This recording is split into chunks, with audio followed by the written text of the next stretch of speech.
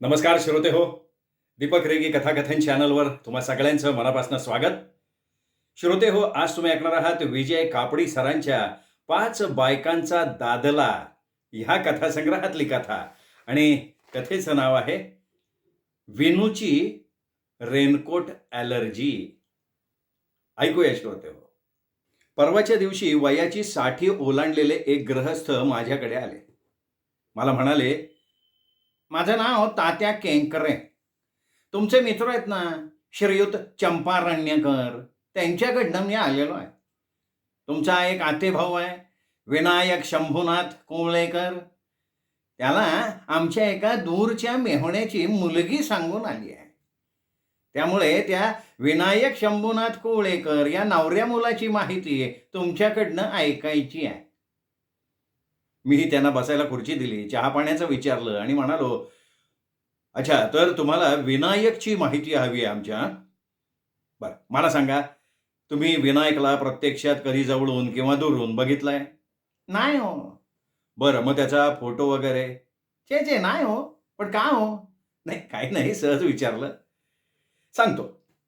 तर विनायक शंभूनाथ कुवलेकर म्हणजे आमचा विनू. स्थळ म्हणून सर्व दृष्टीने उत्तम आहे. चांगला उंचापुरा आहे, गोरापान आहे, नाके डोळी उजवा आहे. भविष्य काळात डोक्यावर टक्कल पडण्याची कुठलीही लक्षणं तुम्हाला दिसणार नाही. त्याची नोकरी कायमस्वरूपी आहे, पगारात भरपूर वाढ आहे. मुख्य म्हणजे त्याचा बॉस त्याच्यावर खुश आहे, त्यामुळे त्याला भराभरा प्रमोशनही मिळत आहे. आणखीन एक म्हणजे तो कुठल्याही लहान मोठ्या व्यसनापासून 4 हात लांब राहणं पसंत करतो. पण पण पण काय? तात्यांनी एकदम चमकून विचारलं. पण त्याला रेनकोटची ॲलर्जी आहे बरं का. मी हलक्या आवाजात एखादं रहस्य सांगावं ना, त्याप्रमाणे सांगितलं.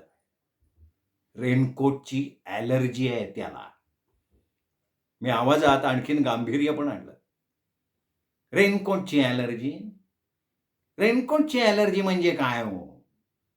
तात्याही गंभीर झालेले दिसले. कसं आहे ना, आपल्यापैकी प्रत्येकाला कसली ना कसली छोटी मोठी ॲलर्जी असते. माझा एक मित्र रातराणीचं फूल बघितलं की उचक्या द्यायला लागतो. आणखीन एकाचे ओठ कोंबडीचं अंड खाल्लं रे खाल्लं की हे असे सुचतात. आणखी एकाला त्याची सासू दिसली की अंगावर पुरळ उठतात. विनूच्या ॲलर्जीचं स्वरूप थोडं वेगळं आहे. नाही नाही, तेच विचारतोय, वेगळं स्वरूप म्हणजे नेमकं काय आहे, नाही का? आता तात्यांनी खोलात जायचं ठरवल्याचं माझ्या लक्षात आलं. मी म्हणालो, अहो, रेनकोटची ॲलर्जी आहे ना, म्हणजे तो रेनकोटला विलक्षण घाबरतो. आता तुम्हाला माहितीच आहे की ऐन पावसाळ्यात आमच्या इथे धो धो धो पाऊस पडत असतो. त्यामुळे ऑफिसतर्फे सगळ्यांना रेनकोट देण्यात आले. आमच्या विनूनं मात्र रेनकोटाला साफ नकार देऊन टाकला. अहो, रेनकोट बघताच तो अजगर दिसल्यासारखा कावरा-बावरा होतो. काही दिवसांपूर्वी तो इथे आला होता माझ्याकडे. आमच्या गप्पा संपल्या, तो जायला निघाला. तेवढ्यात पाऊस सुरू झाला. अगदी धो धो धो कोसळायला लागला. मी त्याला माझ्या जवळचा रेनकोट देऊ केला, तेव्हा भयभीत नजरेनं रेनकोटकडे बघत तो तसाच निघाला. परिणामी पावसात चिंब भिजला. त्याला झाला न्यूमोनिया. 7-8 दिवस हॉस्पिटलमधल्या कॉटवर पडून होता. हॉस्पिटलमध्ये जाऊन मी त्याची भेट घेतली. त्याला म्हणालो, अरे, रेनकोट अंगावर चढवून गेला असतास तर न्यूमोनियाच काय, साधी शिंक किंवा पडसं सुद्धा तुला झालं नसतं. यावर तो काय म्हणाला माहिती आहे? नाही मला कसं ठाऊक असणार? मी त्याला अद्याप बघितलेला सुद्धा नाही आहे. हां, तेही खरंच आहे म्हणा. तर आमचा विनू म्हणाला, मला या जन्मात तरी रेनकोटचं तोंड बघायचं नाहीये. काय वाटेल ते हो. रेनकोटने मला आधीच तडाखा दिलाय. पार आडवा करून टाकलाय त्या रेनकोटने मला. पार भुगा करून टाकलाय त्यांनी माझा. मी गंभीरपणे विनू उवाच तात्यांना सांगितलं. विनूची माहिती काढायला आलेले तात्या केंकरे जरा गंभीरच झाले. विचारात पडल्यासारखा चेहरा करत म्हणाले, मला एक सांगा, त्याच्या या रेनकोट ॲलर्जीमुळे लग्नाच्या बाबतीत घोळ व्हायचा संभव आहे का हो? म्हणजे काय? अहो, घोळ 100% होणार. समजा त्या तुमच्या दूरच्या मेव्हण्याच्या मुलीनं लग्न झाल्यावर विनूला म्हटलं की ऐन पावसाळ्यात आपण दोघं रेनकोट घालून पावसात भिजूया, आणि विनूनी साफ नकार दिला, तर काय होईल? नाही, पण समजा ना ती तसं नाहीच म्हणाली तर? तिने अशी नाही गळ घातली तर काय होणार नाही. पण आता या आजकालच्या तरुणी या आपल्या नवऱ्याला कुठली गळ घालतील ना, ते ब्रह्मदेवाच्या बापाला सुद्धा सांगता येणार नाही. तुम्हाला ते कसं सांगता येईल सांगा बरं? मी तात्यांना पेचात पाडायचं ठरवलेलं होतं. तेवढ्यात तात्या म्हणाले, "नाही, त्याची खात्री देता येणार नाही हे मी मान्य करतोय. पण तिला मी आधीच तशी कल्पना दिली तर?" "काय, काय, काय सांगाल? काय सांगाल?" "सांगेन ना, की त्याला रेनकोट घालायचा आग्रह करायचा नाही." मग ती विनूला चक्क मॅड समजेल. नाही, नाही, मला सांगा ना तुम्ही, की ते यत्कश्चित रेनकोटला घाबरण्यासारखं काय आहे? सांगा बरं. नाही, मलाही तसंच वाटतंय म्हणा. नाही, मला आधी एकच सांगा बरं तुम्ही, त्या यत्कश्चित रेनकोटला घाबरण्यासारखं काय आहे? त्याला त्या रेनकोटची ॲलर्जी व्हायचं कारण काय आहे? सांगा मला. ऐकायचंय तुम्हाला? फार मोठी स्टोरी आहे बरं का. मी तात्यांचा हा पेशन्स बघायचं ठरवलं. तात्या म्हणाले, "अहो सांगा हो, माझ्यापाशी भरपूर वेळ आहे. नेमकं कारण कळलं ना, तर त्याच्यावर तोडगा काढता येईल का, ते बघता येईल ना आपल्याला." तर मग तुम्ही असं करा, विनूच्या रेनकोट ॲलर्जीची कहाणी त्याच्याच तोंडून ऐका. माझ्याकडे त्याच्याच आवाजात टेप केलेली कॅसेट आहे. आपण ती कॅसेट लावूया. मी उठलो. टेप रेकॉर्डरमध्ये कॅसेट घातली, बटण दाबलं, कॅसेट फिरायला लागली आणि खोलीत विनूचा आवाज घुमायला लागला. गोव्यातल्या एका सुप्रसिद्ध खाण मालकाने तिथल्या एका रम्य समुद्र किनाऱ्यावर पंचतारांकित हॉटेल उघडलं. हॉटेलात एक ट्रॅव्हल एजन्सी सुद्धा उघडली. आता त्या ट्रॅव्हल एजन्सी करता त्यांना एक देखणा, रुबाबदार व्यक्तिमत्वाचा, पटकन योग्य निर्णय घेणारा, हाताखालच्या माणसांकडनं चाटा कामं करून घेणारा मॅनेजर हवा होता. म्हणजे काय, त्यांनी तशी जाहिरातच दिलेली होती. अर्जाबरोबर अर्जदारानं आपला फुल प्रोफाईल फोटो पाठवावा अशी सुद्धा एक अट होती. पगार भरपूर होता. शिवाय जास्त बिझनेस आणला तर कमिशन मिळणार होतं आणि इतर आकर्षक सोयी सुद्धा होत्या. चांगल्या नोकरीच्या शोधात मी होतो. मी अर्ज पाठवून दिला आणि 4 दिवसात मुलाखतीला हजर व्हा असा त्यांनी काढलेला फतवा माझ्या हातात पाडला. माझ्या पिताश्रींची गोव्याची राजधानी पणजी इथे राहणाऱ्या त्यांच्या मित्राला म्हणजे त्या दादू साळगावकरांना संपर्क काढला आणि त्याचं वजन खर्च करून माझी निवड होईल अशी व्यवस्था करायला फोनवर सांगूनही टाकलं. बडी आसामी आहे, त्याचे हात वरपर्यंत पोहोचलेत असं आमच्या पिताश्रींचं मत. तर पणजी इथल्या त्यांच्या घरी मी 2 दिवस राहायचं ठरवलं आणि नोकरी मिळवूनच मुंबईला यायचं हेही ठरलं आम्हा दोघा बाप लेकांमध्ये. आणि कोकण रेल्वेनं प्रवास करून सकाळी 11च्या सुमाराला मी त्या दादूंच्या घरी पोहोचलो. मला बघताच त्यांना आनंद झाला. आपल्या आनंदात सहभागी व्हावी म्हणून त्यांनी आपली मुलगी आशा हिच्याशी माझी ओळख करून दिली. दादू दिसायला तसे ओबड-धोबड, पण आशा ही सुंदर होती, नाजूक होती, वर्णानं गोरी होती, उंचीनं मध्यम होती, नाकाचा शेंडा किंचित बसका होता.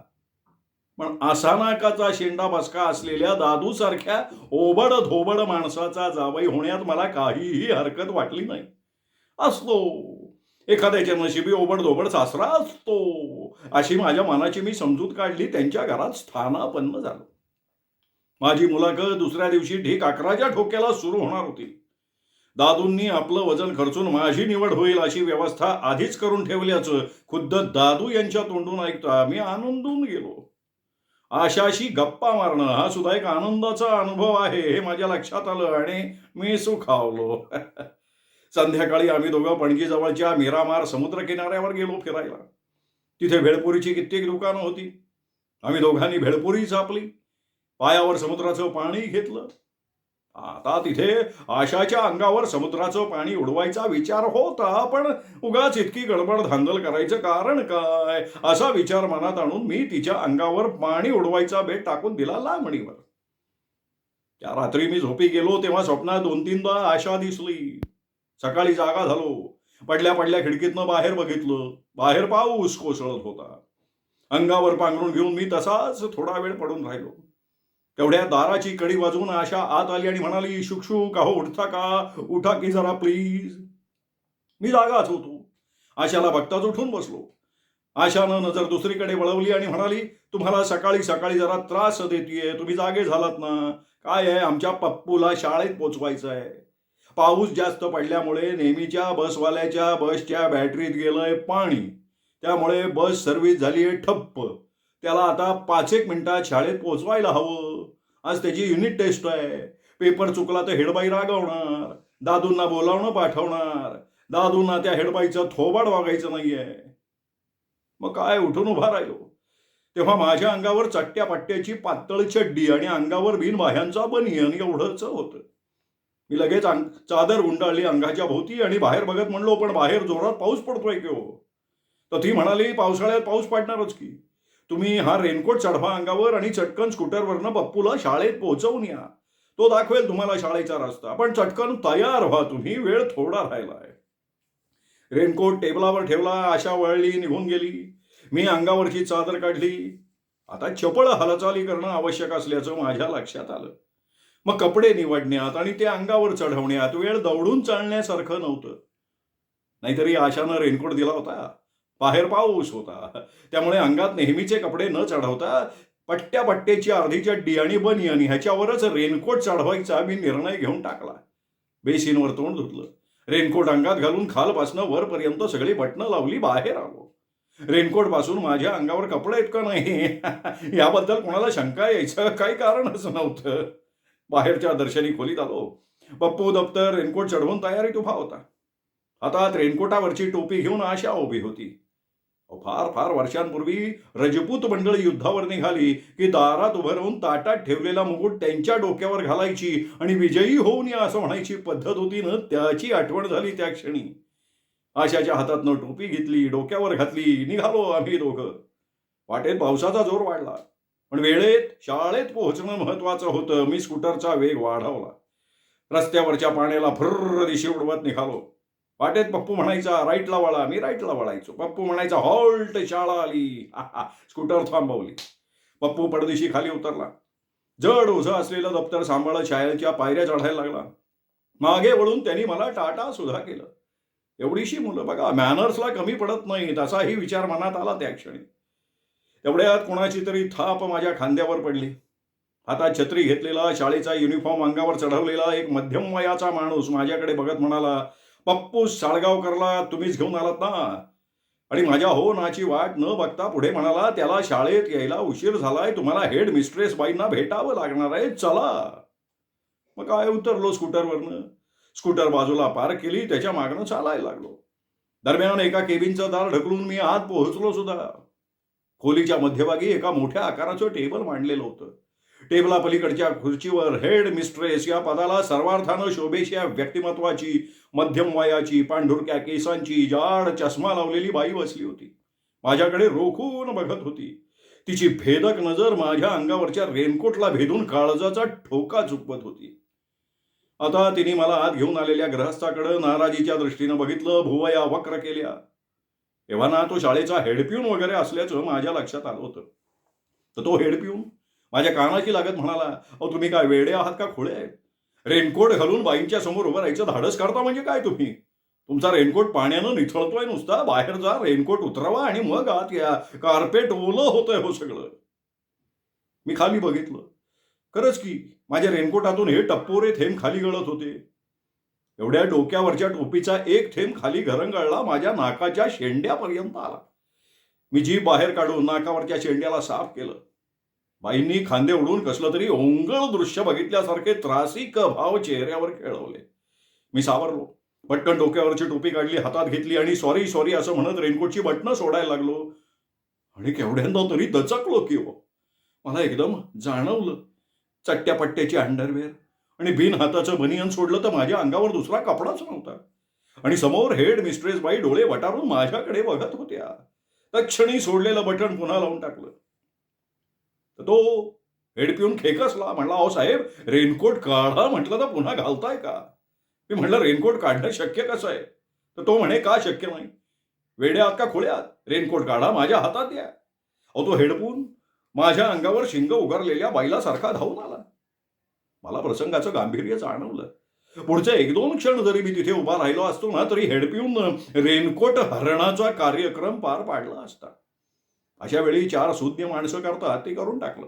गर्दीशी मागे वळालो आणि तिथून कुठेतरी दूर जाण्याकरता पळ काढावा म्हणून एक पाऊल माझ्या नकळत उचललं, पाऊल खाली ठेवलं, दुसरं उचललं. तेव्हा ना केबिनच्या बाहेर पडलो. माझ्या नकळत पळत सुटलो. जीवाच्या आकांतानं पळत सुटलो. पळता पळता मध्येच मागे वळून बघितलं, तो नतद्रष्ट हेडपिऊन माझ्या दिशेनं धावत येत होता. केबिनच्या दारात त्या हेडमिस्ट्रेस बाई उभ्या होत्या. त्यांच्या ठळक्क भोवया वक्र झालेल्या दिसत होत्या. चष्म्याआडच्या डोळ्यातून अंगार बाहेर पडत होता. त्या आगीच्या चटक्यापासून स्वतःला वाचवण्याकरता तिथून पळ काढणं फार आवश्यक होतं. आणि मग माझ्या पावलांना विलक्षण शक्ती प्राप्त झाली. मी धूम पळत सुटलो. काही जण वाटेत उभे राहून माझ्याकडे बघत होते. अंगात रेनकोट चढवलेला माणूस असा वेड्यासारखा धावत का सुटला, ह्या प्रश्नाचं उत्तर ते शोधत असल्याचं स्पष्ट दिसत होतं. दरम्यान पायऱ्या ओलांडल्या, रस्त्यावर आलो, स्कूटरवर टांग मारली, किक मारली आणि निघालो. एकदा ही मागे वळून न बघता घरी आलो. घरी आलो तर काय, दारात दादू साळगावकर उभे. मी आतल्या दिशेनं वळणार तेवढ्यात माझा खांदा पकडून त्यांनी विचारलं, शाळेत न पळून का आलात? मी म्हटलं, तुम्हाला कसं कळलं? तर ते म्हणाले, हेडमिस्ट्रेस बाईचा फोन आला होता. त्यांनी तुमच्या अनाकलनीय वर्तणुकीबद्दल तीव्र नापसंती व्यक्त करून आक्षेप घेतलाय. तुमच्यासारख्या मॅनरलेस माणसाला आम्ही पप्पूला पाठवला सोडायला, याबद्दल त्यांनी माझ्याकडे एक्सप्लेनेशन मागितलंय. तुम्ही स्वतःला एवढे स्मार्ट समजता आणि असं वेड्यासारखं वागता. तुमच्या या वर्तनाबद्दल पप्पूला शाळेतून काढलं ना, याद राखा. हेड मिस्ट्रेस बाईंनी मला आत्ताच्या आत्ता बोलवलंय आणि म्हणून सगळी महत्वाची कामं सोडून मला आता तिथे जावं लागतंय. अहो, दादूंच्या सरबत्तीनं मी गार झालो. मान खाली घालून खोलीच्या दिशेनं निघालो. तेवढ्यात दादू खेकसले, ओला रेनकोट आहे अंगावर, तो उतरवा आधी खाली. मी म्हटलं, थांबा हो, लगेच येतो. असं पुटपुटत हातल्या खोलीत गेलो, दार बंद केलं, कडी लावली, रेनकोटच्या बाहेर आलो. बाहेर दादू जणू माझ्यावर झेप घेण्याच्या पोजमध्ये उभे होते. चाचा चाचा म्हणाले, सगळा घोटाळा केला तुम्ही, मला त्या बाईची माफी मागावी लागणार आहे. आता जन्मात कोणाचं फट्ट म्हणून ऐकून घेतलं नाही, ते आता तुमच्यामुळे ऐकून घ्यावं लागणार. तुमच्या या अपराधाची क्षमा नाही तुम्हाला. आशा जवळ उभी होती. मी तिच्याकडे आगतिक मुद्रेनं बघितलं. नको असलेल्या परक्या पुरुषाशी चुकून दृष्टीवेड झाली तर स्त्रिया नापसंती दर्शक नाक वाकडं करतात, तसं तर तिने केलंच.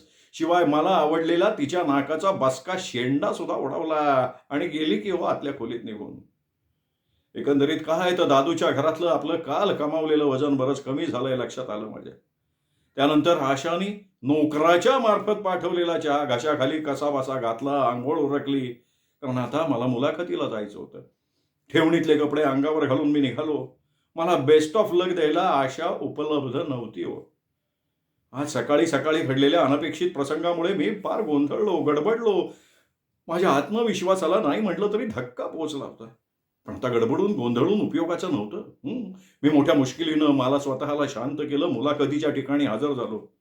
रिसेप्शनिस्टनं इशारा करताच दार ढकलून आतल्या खोलीत गेलो. समोरच्या मोठ्या टेबला पलीकडे 4-2 सद्गृहस्थ बसलेले होते. मी त्यांना गुड मॉर्निंग केलं. खुर्चीत जाऊन बसलो. तेवढ्यात समोरचा एक भला माणूस माझ्याकडे टक लावून बघायला लागला. माझ्या व्यक्तिमत्वानं त्याला प्रभावित केल्याचं लक्षात येऊन मी मनोमनी सुखावलो. तेवढ्यात तो म्हणाला, मला वाटतं सकाळी मी तुम्हाला पाहिलंय. मी म्हणालो, सकाळी? कुठे? कधी? तर तो म्हणाला, हो, माझ्या नातवाला पोचवायला आलो होतो शाळेमध्ये. हेड मिस्ट्रेस बाईंना सहज भेटावं म्हणून त्यांच्या केबिनमध्ये बसलो होतो. तेवढ्यात तुम्ही आत आलात. मला वाटतं त्यावेळी तुमच्या अंगावर ओला रेनकोट होता, नाही का? मी म्हणालो, हो, होता खरा. मग ते म्हणाले, मग मला सांगा, ओला कच्च रेनकोट अंगावर चढून तुम्ही त्यांच्या समोर का बरं उभं राहिला होता? अंगावरचा रेनकोट काढून आतमध्ये यायचं असतं, एवढं सुद्धा तुम्हाला सुचलं नाही का? You lack manners. आणि हो, आणि त्यांनी तुम्हाला सांगितलं रेनकोट काढा, ते सांगितल्यावर तुम्ही पळून का गेला? प्रश्नांची एकच सरबत्ती सुरू झाली. इतर तिघे जण माझ्याकडे भेदक नजरेनं बघत होते. माझ्या मुलाखतीचा निकाल मुलाखत सुरू व्हायच्या आधीच मला दिसायला लागला. आता तिथे बसण्यात काहीही अर्थ नव्हता. मी मुकाट्यानं उठून उभा राहिलो. एक्सक्यूज मी असं पुटपुटलो. बाहेरच्या दिशेनं चालायला लागलो. तर अशा यक्कश्चित रेनकोटमुळे मी सोन्यासारखी जवळजवळ मिळू घातलेली नोकरी आणि आशासारखी मला आवडणाऱ्या नाकाच्या बसक्या शेंड्याची छोकरी दोन्हीही गमावलं. अंगावर कोसळणारा पाऊस परवडला, पण तो रेनकोट नको, असं झालंय बघा मला. विनूच्या आवाजातलं रेनकोट ॲलर्जीचं निवेदन संपलं. मी चढदेशी उठलो, टेप बंद केली आणि तात्या केंकरेंकडे सहेतूक बघितलं. तात्या बराच वेळ मान हलवत राहिले आणि मग एकदम उठून उभं राहत म्हणाले, वेळाच दिसतोय. मला सांगा, संपूर्ण अंग झाकणारं रेनकोट अंगावर आहे म्हणून काय कुणी अर्ध्या चड्डीत आणि बनियानवर घराच्या बाहेर पडतो का? येतो मी, कळवतो त्यांना. हे माझ्या मते या मुलात काही दम नाही आहे, कळवूनच टाकतो. असं स्वतःशी पुटपुटत तात्या निघून गेले. त्यांच्या पाठमोऱ्या आकृतीकडे बघत मी स्वतःशी मनापासून हसायला लागलो. आपल्या पिताश्रींनी पाठवलेल्या सांगून आलेल्या मुलीकडच्या नातेवाईकांना नकार द्यायला भाग पाडण्याचं माझ्यावर सोपवलेलं विनूचं आणखीन एक काम फते झालेलं होतं आणि त्याबद्दल मी स्वतःची पाठ थोपटून घेतली. त्याने तुम्ही कोणाला सांगू नका बरं का. काय आहे, सध्या विन्या पडला एका पोरीच्या प्रेमात. ती पोरगी विन्याच्या आईवडिलांना नाही पसंत. विनूचे पिताश्री त्यासाठी आपल्या पसंतीच्या मुली बघत सुटलेत आणि त्यांच्या नातेवाईकांना पळवून लावायचं काम विन्यानं माझ्यावर सोपवलंय. मी ते काम मनापासून करतोय. रेनकोटच्या ॲलर्जीचा हा काल्पनिक किस्सा मी माझ्या एका लेखक मित्राकडनं लिहून घेतलाय आणि विनूच्या आवाजात टेप करून संबंधितांना ऐकवतोय. काय म्हणलं? हे काम मी विनूसाठी का करतो? अहो, मी त्याच्या धाकट्या बहिणीच्या म्हणजे नुपूरच्या प्रेमात पडलोय आणि त्यांनी आपल्या आईवडिलांची नुपूरच्या बाबतीत माझी रदबदली करावी म्हणून सध्या मी हे विनूचं काम हातात घेतलंय आणि ते पार पाडायचा इमाने इतबारे प्रयत्न सुद्धा करतोय. मिळतंय, यश मिळतंय. आता विनू नुपूरच्या बाबतीत कशी काय मला मदत करतोय तेवढं फक्त मला बघायचं आहे बरं का. तुम्ही लक्ष ठेवून असा काय घडतंय त्याच्यावर. श्रोते हो, ही होती कापडी सरांची कथा, रेनकोटची ॲलर्जी विनूला. कथा आवडली असेल व्हिडिओ लाईक करा, कमेंट करा, मित्रपरिवारात नातेवाईकात शेअर करा. पुन्हा भेटूयात कापडी सरांच्या अजून एका कथेसह. तोपर्यंत नमस्कार मित्र.